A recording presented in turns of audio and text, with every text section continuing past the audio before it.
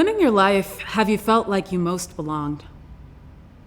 Take a moment and really think about it. Maybe you were a part of a sports team or participated in a class where everybody felt really united, or maybe it was just a group of friends that you loved hanging out with.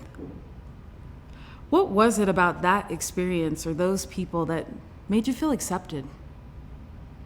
This is something I think a lot about in my work as the program director for Young Women Empowered, or Why We, as we like to call it. I'm a part of a collective that builds programs for girls, trans, and gender nonconforming youth ages 13 to 18. Our mission is to cultivate the power of diverse young women to be courageous leaders and creative change makers in our communities. Over the past 10 years, we've gone from providing support for 40 youth annually to over 800. And the work we do is transformative. On the day I interviewed to work with Why We 5 years ago, I was asked an important question. What do you think are the biggest problems facing women, particularly young women of color, today? There are so many issues to choose from. Yes, youth are still worrying about getting good grades and making the right friends and heading to college, but also there's the gender pay gap to contend with. Viral Black death, the kidnapping and disappearing of Indigenous girls and women, the disproportionate death rates of trans women, and the state-sanctioned kidnapping and sterilization of undocumented immigrants.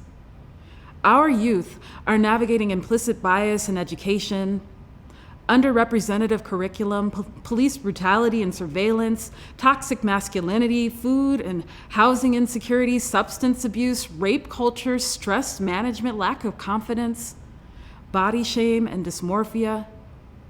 Many of our youth are first-generation immigrants and act as the primary translators for their parents and are caretakers for younger siblings.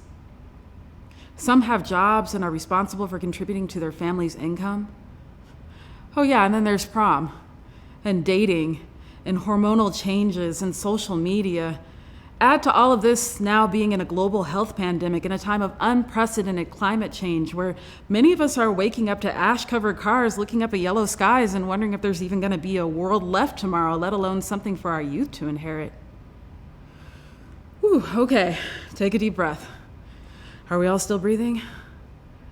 Even just saying all of that feels overwhelming, but this is the when and where we enter into the work of youth empowerment. One challenge that I see that seems to impact young women across every demographic is a moment that takes place around the age of 13 where girls begin to lose their voices and their sense of self. Somewhere between bodies changing and minds expanding, coupled with the aforementioned issues, it can be hard to hold on to a strong sense of who you are and why you should keep trying to survive. So where do we even begin to create a system of support when it feels like we're all falling off a cliff into a raging dumpster fire? There are 3 tools we use that make all the difference: radical welcome, a community of belonging, and creative risk. We begin with radical welcome. Now this is deceptively simple. We open an invitation for our youth to come as they are and show up as their full selves and be welcomed. And this is where we meet the unspoken challenge of diversity. When you invite different people from different backgrounds to show up in community, there's a hope that you'll be able to find common ground, and often we can, but not all of our differences are only skin deep. It's easy to invite someone to show up and smile at them and give them snacks and tell them, oh, you're welcome here. But what's hard is the follow-through. What's hard is maintaining that welcome when trauma shows up, when bad behavior arises, when people begin to realize that they have fundamentally different values or completely contradictory beliefs. So what makes the welcome work? Here's the secret. It only works if each person receiving the welcome then becomes the keeper and the curator of it. That's why one of the first things I ask any new mentor is for them to describe a time in their life where they felt like they belonged. It's that felt sense that gives us a starting place for co-creating a community of belonging. Although ultimately, it's not the mentors who make this work. It's not even our brilliant staff and their curriculum planning genius. It's the young people themselves. The welcome works because so many of our young people have felt so unwelcome. Unwelcome in their schools and their communities. In some cases, unwelcome in their homes or even in their own bodies. They have felt so marginalized and isolated that even the promise of belonging is enough to get them in the door. But what keeps them in community is the fulfillment of that promise, and them having the agency to define welcome for themselves and to breathe life into it and to give it and share it with others. Even youth who don't like each other, and that happens, for real, even youth who don't like each other will hold a space of welcome for one another if it means that they also will have the opportunity to be seen, heard, and validated in their right to exist and to contribute. Research shows that for a young person, having one supportive relationship with an adult outside of their family can reduce depression and suicidal ideation, can keep them in school and away from drugs. Just one. One mentor can make a huge difference. But one person can't be everything. We just talked about what we're up against. So instead, we create an intergenerational collective where youth have the agency to choose their mentors for themselves and also to make friends. Nerd out with me for a minute. This is called a social networking map.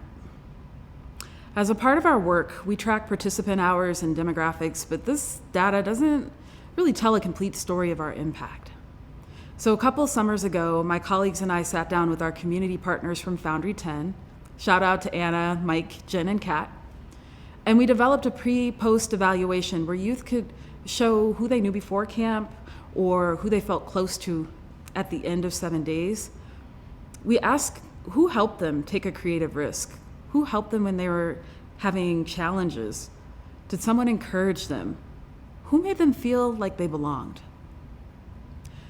So some young people knew some folks at the start of camp and some knew no one else at all.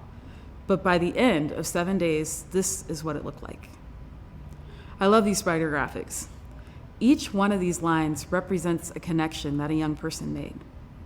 But let's go a little deeper. Beyond the radical welcome and just knowing each person, we encourage youth to take creative risk. This could look like writing and performing a song or a poem or learning how to sew.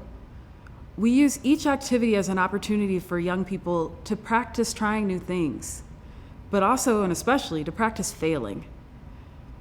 This is how you build resilience and confidence. This is what empowers young people to take action. Meet Nakai. Nakai is 16, and she's currently a member of our Youth Leadership Council. The YLC consists of a group of returning youth who have chosen to deepen their leadership skills.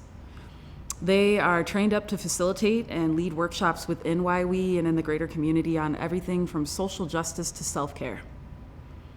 They are ambassadors of our radical welcome and advise our board and staff on organizational strategy and program decisions. Nakai started her journey with YWE 3 years ago. She was the kind of person you might mistake for shy because she's very introspective. But as I've gotten to know her, I realize when she doesn't answer a question right away, it's not because she wasn't paying attention, but because her interior life is so rich and broad, it just takes her a moment to decide what she's willing to share. Each member of the YLC is invited to create a leadership project. These projects are my favorite form of creative risk and as unique as each youth. I ask them to think about who they are in the world, what they care about, and how they would like to take action. It could be something very small in scale or something huge. Doesn't matter, as long as it feels meaningful and it involves them trying something different than they've tried before. For Nakai's first project, she thought about her experience in Bellevue Public Schools and decided that she wanted to connect with other Black youth outside of her school district.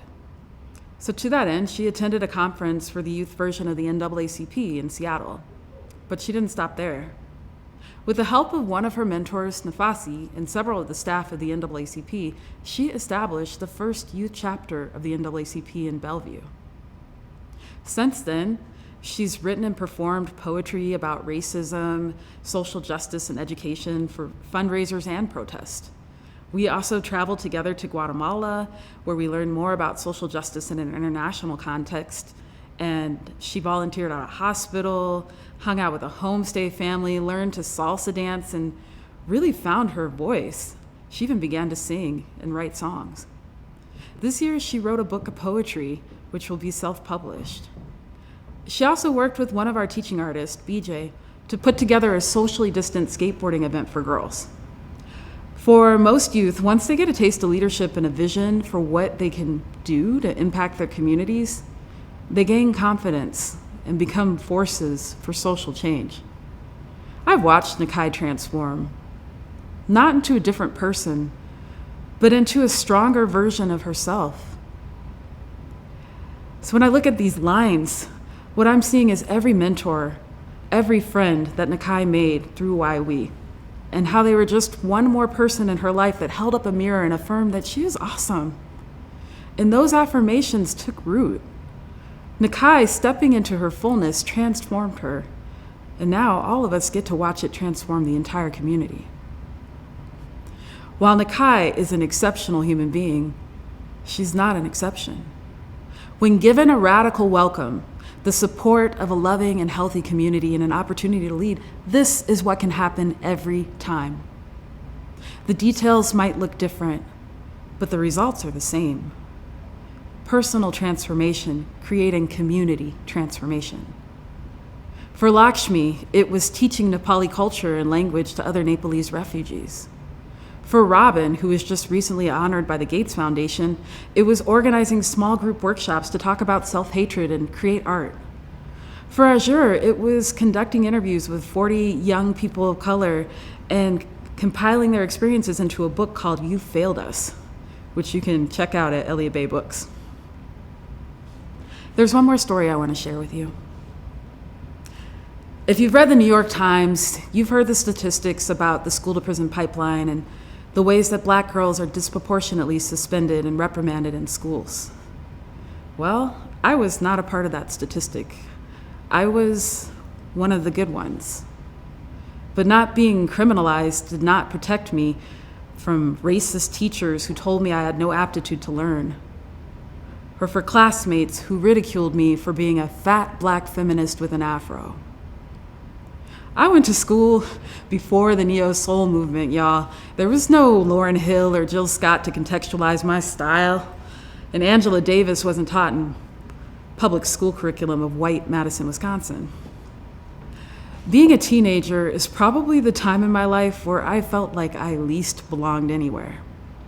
I was an outlier. But I was also lucky.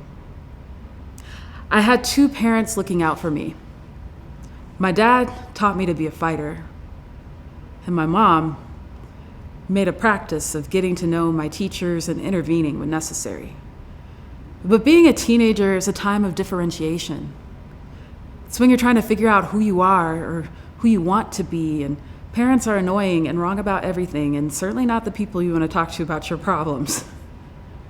Thankfully, I had a visionary pragmatist for a mom. That's a fancy way to say that she's someone with Black feminist sensibility who could see the big picture and embrace a practical approach to solving problems. My mom's solution to the challenge of my teen years was to curate a circle of other mothers, friends and mentors who could reach me when she couldn't.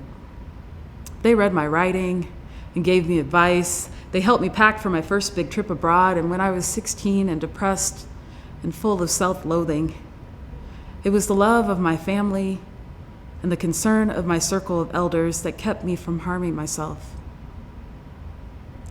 They loved me until I could love myself. And every day I wake up grateful for that gift. While I can't ever repay them, I like to think I honor their gift every time I welcome a new youth into our program. I do what I do to pay it forward, and to make sure our young people have a place where they belong, feel supported, and get what they need to make it through. But you don't have to work for a nonprofit or be a teacher, or even volunteer officially in order to make a difference in a young person's life. A lot of mentorship models are based on the adultist philosophy that we grown-ups know more than the young people, or that we have to be the ones to solve their problems for them rather than providing them with the space and a listening ear for them to figure it out for themselves. That's a lot of pressure, to get it right. To pretend being a certain age means that we have the answers to questions we might not ever learn the answers to. Spoiler alert, you don't have to be perfect. There is no age limit to giving or receiving mentorship. Also, communities of belonging don't exist only to serve and inspire youth. During this incredibly difficult time in our country, apathy and disconnection are not going to get us anywhere. No matter how old you are or how you identify, your presence is needed. Your creativity, your good ideas, your willingness to contribute to communities where we can all belong is needed. At the start of this, I ask you to think about a time when you belonged. Now do the opposite. Think about a time when you felt isolated and powerless and alone. What if someone could have helped you through that? Hopefully someone did. But now it's your turn to pay it forward. How can you contribute to creating the conditions of belonging for others in your life? How can you radically welcome others? What seeds of transformation can you plant in the people around you? I encourage you to do what my youth do. I want you to think deeply about who you are in the world and who you want to be. Then take a risk. Start where you are and do what you can.